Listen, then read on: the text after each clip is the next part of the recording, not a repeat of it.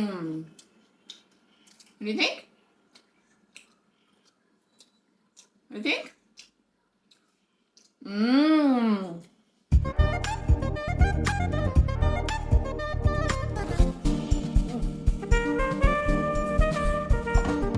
Hello everyone and most welcome to Kun's Kitchen. As you know, this is the channel where we cook efficiently and try to avoid using ultra-processed foods as much as possible. And today we're going to make crackers. It's cheddar cheese crackers to be exact.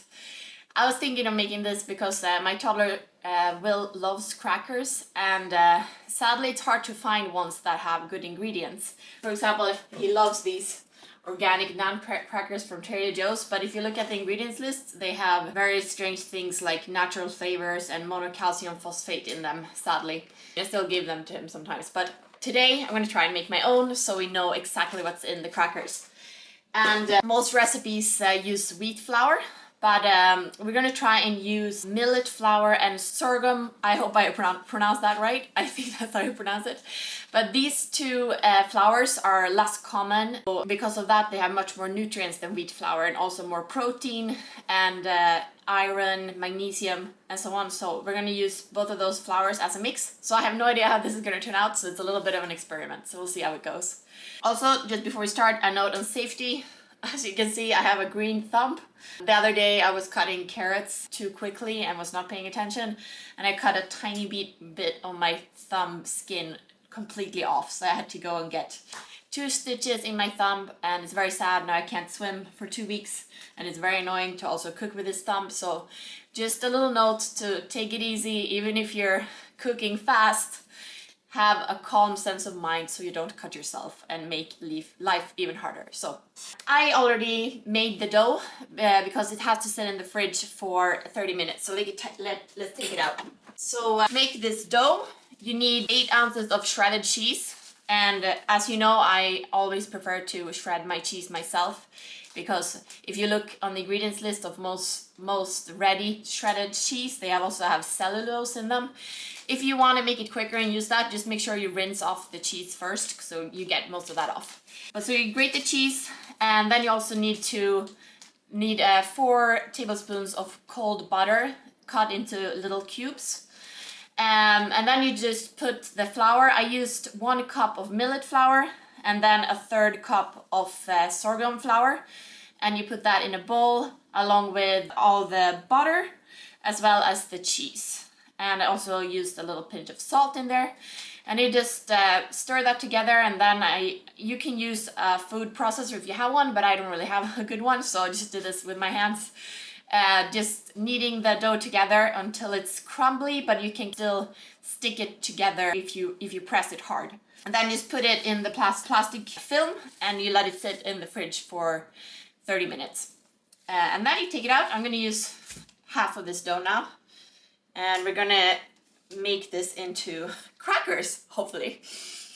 So, Will is sleeping now, but he will come and test these as soon as they're out of the oven.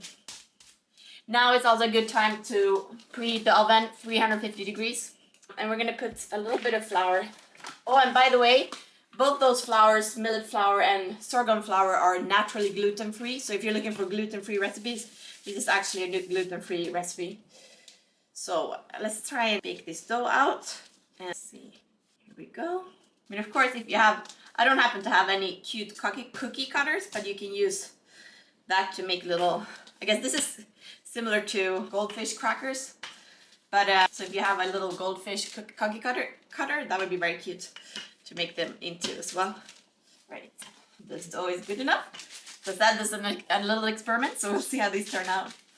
But I'm excited. If Will likes them, I'm gonna make them, because it wasn't that hard. Of course, it takes a little planning because you need to cool the dough, but since I feel like it's not gonna take that much time, I'm making it directly on the parchment paper so I can move them over to the baking sheet after.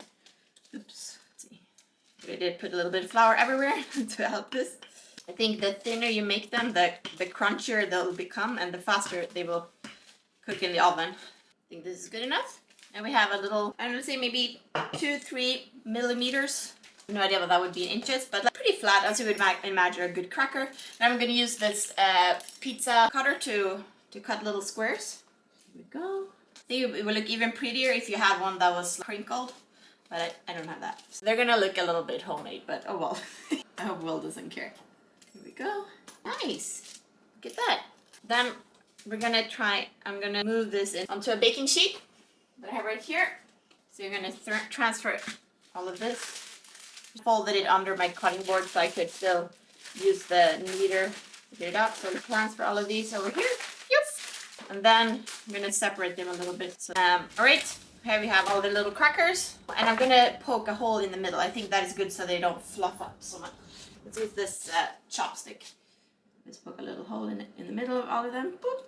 Alright, here we have our homemade looking crackers. So let's put these in the oven, I think probably 15 to 20 minutes, and we'll see how they turn out, and we'll taste them also. All right, say hey. God morgon! Titta! Hur ser det ut? Vill du namna? God morgon! Let's see. Ska du smaka? Ska du smaka?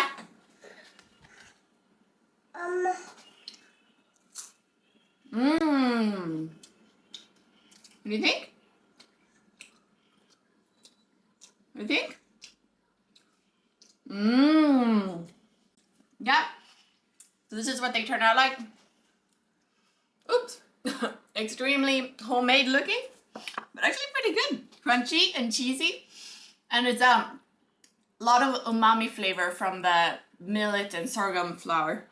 I'll probably keep experimenting with the flour to get the perfect taste and texture. But it seems to have gone down with this little one. Var det nam-nam? Var det nam-nam? Tyckte nam-nam? But honestly, I think for the return on investment of time, it's good. And he loved them, but it also was quite time consuming to, well, relatively to my other recipes, to first make the dough. Okay, making the dough maybe took 10 minutes total, like shredding the cheese and mixing it all together. And then actually rolling out the crackers and putting them on the sheet. Maybe that took like a total of 20 minutes or so. So I guess, okay, 30-minute prep time and then some batches in the oven. Yeah, that's about it.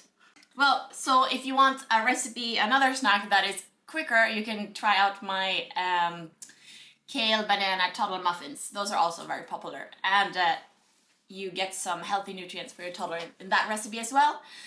All right, Will, we gotta say bye. Say bye. Bye. That's it for today, and don't forget to subscribe and like this video if you liked it. Thank you so much for watching. Bye. Bye.